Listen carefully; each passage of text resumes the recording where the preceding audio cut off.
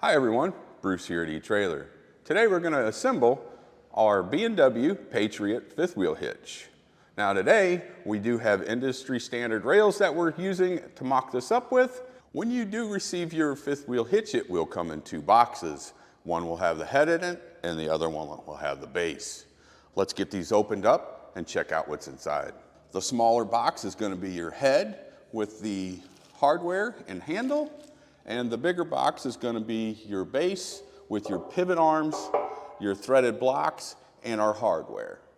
The tools we're going to need for this is a 7/32 Allen wrench, a 7/16 inch socket or wrench, a torque wrench, and if you don't have a torque wrench, you can pick them up here at eTrailer or you can rent one from your local auto parts store. And then we're going to need a 3/4 inch socket. And this should be all the tools we need. We're going to go ahead and take our base. We're going to set it in our rails. And grab our pin and clips. Now you'll have 4 of these, and we want to go underneath from the back side so the clip actually is on the outside of the unit. And if you've got the factory puck system, you're just going to have a lever that latches and locks into the pucks. There are 12 mounting locations. You'll use these 4 holes and all these holes on the side of our base.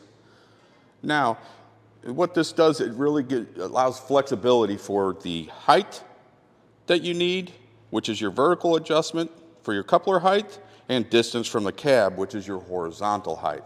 And now these pivot arms can be moved from side to side. I just want to make a quick note on the threaded block, that there is a certain way that this needs to go in. There's a smooth side here, and if we flip it over, this side's threaded. The smooth side does need to face towards our base, the inside of the base. If you don't, the pivot arms are not going to tighten down properly. Take our bolts, and we do need a lock washer on there. We're going to go ahead and insert 2 bolts. And we're going to count up. We're going to go 3rd high. So our bottom hole on our pivot arm is going to go in this 3rd hole. If I line this up, 1, 2, 3. So let's go ahead and take our threaded block, making sure we've got it in the correct orientation. And just get that one started. Go ahead and thread our bottom ones in. Now we can go ahead and get all of our bolts tightened down on this side, and we're just going to snug them up for now. And we need to torque them down according to the manufacturer's instructions. Grab our other pivot arm, and we need to make sure we're in the same location of the holes. So we're going to count up. We went 1 over and 3 up. 1, 2, 3. That will be our bottom hole. It's time to go ahead and put our leveling kit together here. We've got a little spring clip, a spring, and a lock bolt, or a bolt and a lock nut.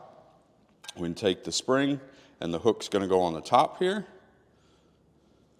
And then we'll take our bolt and tighten the bolt up, but we don't want to over tighten this, just tighten it enough to where the spring will still rotate on the clip. So we'll just give it a try here, kind of finger tight, and you notice the spring will still rotate. Now that you do have that snugged up, we do need to measure down from the polyurethane bushing here. From the bottom of that, we need to go a 1/2 inch, and that's where our spring will sit. And we're going to grab a little hammer and see if we can make this a little easier getting on. I just keep working with it. We finally got it started. Just take the hammer and push it the rest of the way on.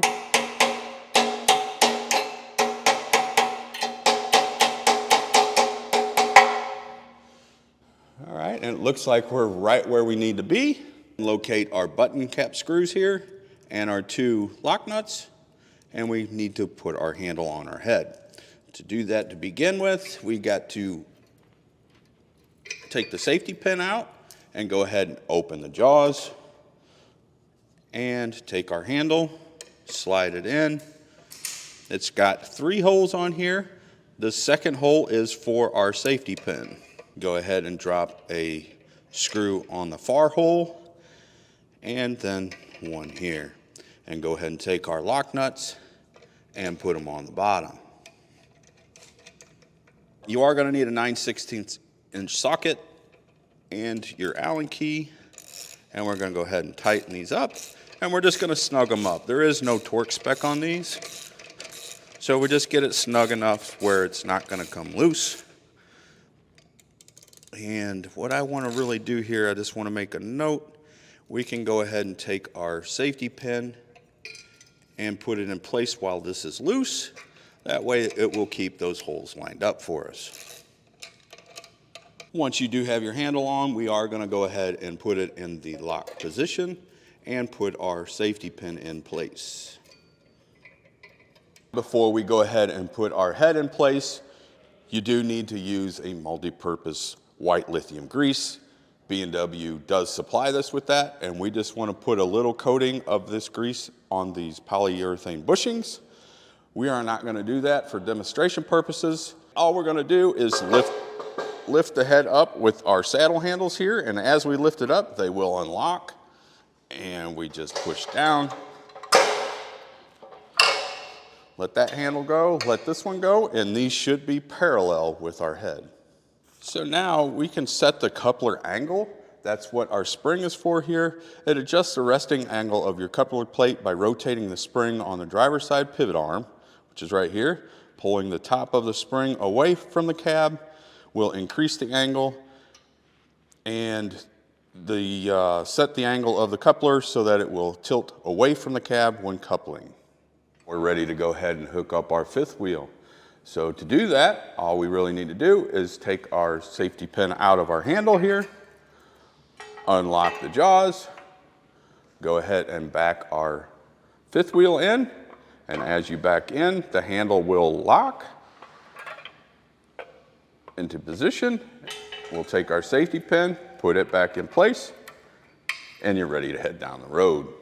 This was our assembly process for our B&W Patriot 5th wheel hitch. I'm Bruce. Thanks for watching.